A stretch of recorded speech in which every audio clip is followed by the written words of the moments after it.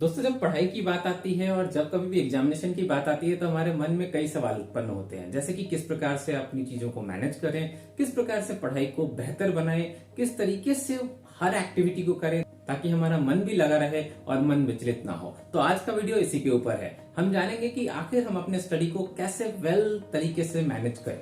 Tip number one कहता है, do not take a pressure, it's common. जी हाँ दोस्तों, ये बहुत कॉमन सी बात है। जब आप एग्जामिनेशन की बात करेंगे, पढ़ाई की बात करेंगे तो मन थोड़ा विचलित होगा ही। तो इसके लिए प्रेशर लेने की जरूरत नहीं, क्योंकि अगर आप प्रेशर लेंगे तो मन विचलित होगा, आप चीजों को फोकस नहीं कर पाएंगे। इसलिए इससे परेशान न हो, ये बहुत कॉमन है। हर विद्यार्थी के जीवन में एक ऐसा समय आता है जब इस तरह की परेशानी मन में आती है। Tip number 2, try to understand core of the topic.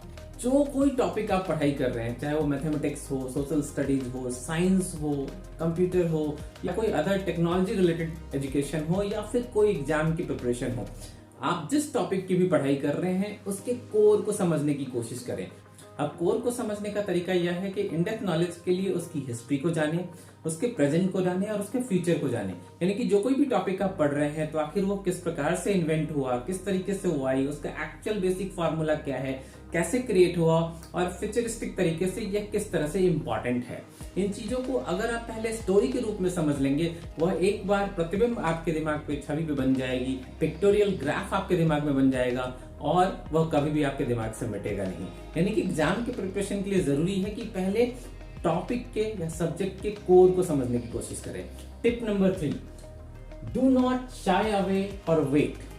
कभी भी किसी चीज के लिए वेट ना करें या मन में कभी भी यह संकोच ना रखें कि आखिर इसे कैसे समझा जाए। Reach out to your trainer, reach out to your teacher, reach out to your family, friends और somebody who can help you.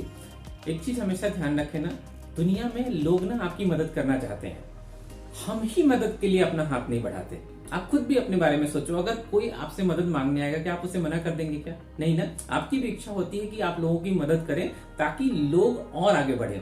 ठीक उसी तरीके से अगर आपके मन में कोई दुविधा है, कोई सवाल है, कोई परेशानी है, उसके लिए हाथ बढ़ाएं और मदद मांगे। आप मदद मांगेंगे अपने फैमिली से, अपने फ्रेंड से, अपने टीचर से, वो जरूर आपकी हेल्प करेंगे। टिप नंबर 4, मैनेज इंटरप्शंस और अनप्लान्ड एक्टिविटीज। इंटरप्शन मैनेज करने का मतलब क्या होता है? कई बार ऐसा होता है कि आप ऑलरेडी प्लान्ड हो अपने स्टडीज के लिए, अपने स्कूल के लिए, अपने कॉलेज के लिए, एग्जामिनेशन की प्रिपरेशन के लिए या फिर किसी भी एक्टिविटी के लिए। ऑल ऑफ अ सडन एक नया अनप्लान्ड एक्टिविटी आ जाता है।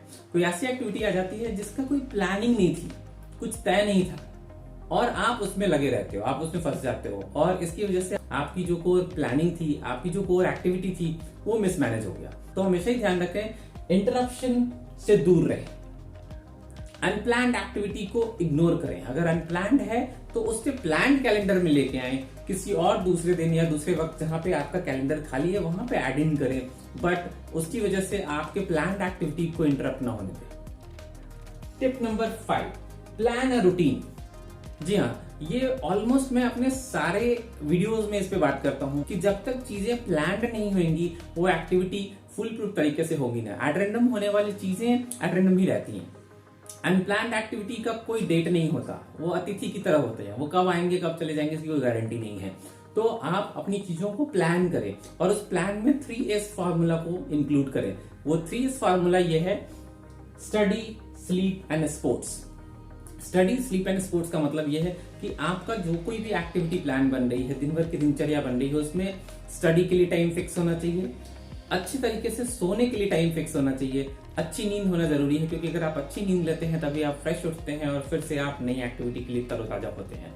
एंड स्पोर्ट्स यानी खेल कूद या मनोरंजन जिससे आपका मन आह्लादित हो, वैसी एक्टिविटी में जरूर पार्टिसिपेट करें। Sports is the best activity. Sports में अब ये इंडोर स्पोर्ट्स हो सकता है, आउटडोर स्पोर्ट्स हो सकता है, आपको cricket, hockey, football, chess, table tennis, किसी भी चीज में इंटरेस्ट हो सकती है, लेकिन उन चीजों को अपनी दिनचर्या में जरूर शामिल करें। भले ही हाफ एन आवर के लिए खेलने जाएं, टहलने जाएं, लोगों से मिलने जाएं, लेकिन ये एक्टिविटी डेली करें, क्योंकि ये एक ऐसी एक्टिविटी है ना जिस वक्त आप इन चीजों से जुड़े होते हैं। मान लीजिए आपको फुटबॉल खेलना पसंद है, जब आप फुटबॉल खेल रहे होते हैं उस समय दुनिया की कोई भी चीज आपके दिमाग में नहीं आ रही होती, सिर्फ और सिर्फ एक ही बात दिमाग में होता है, आपका पूरा का पूरा ध्यान कॉन्सेंट्रेटेड होता है फुटबॉल के ऊपर और आपके पैर से किस प्रकार से आप उसे डॉल देंगे या आगे लेके बढ़ेंगे। इसलिए स्पोर्ट्स ना केवल आपको फिजिकली एक्टिव रखता है बल्कि मेंटली भी फिट रखने में हेल्प करता है।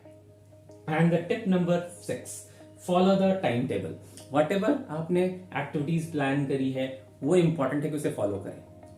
स्टडी, स्लीप एंड स्पोर्ट्स, ये 3 चीजें जरूर हमारी लाइफ में होनी चाहिए। अगर ये 3 चीजें रेगुलर है हमारी लाइफ में तो हमें अपनी स्टडीज को वेल तरीके से मैनेज करने से कोई नहीं रोक सकता और सफलता तो निश्चित हमारे हाथ में आएगी। जी हाँ दोस्तों, जब तक मैं अगले वीडियो में आपको कुछ और चीजों को लेके मिलूं तब तक के लिए आपको नमस्कार, जय हिंद, वंदे मातरम।